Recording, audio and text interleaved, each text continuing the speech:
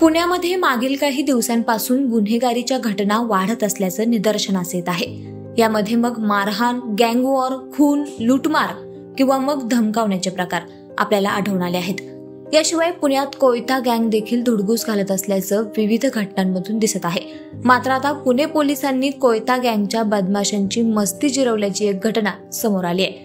कोयता गँगच्या बदमाशांना पकडून पुणे पोलिसांनी चांगलाच धडा शिकवल्याचं ठरवलं होतं। त्यानुसार पोलिसांनी या बदमाशांना पकडलं आणि मग थेट नागरिकांसमोरच बेदम चोपलं देखील। यावेळी नागरिकांची मोठ्या संख्येने गर्दी जमा झाली होती। शिवाय कित्येक जण पोलिसांची ही कारवाई मोबाईलमध्ये रेकॉर्ड करत होते।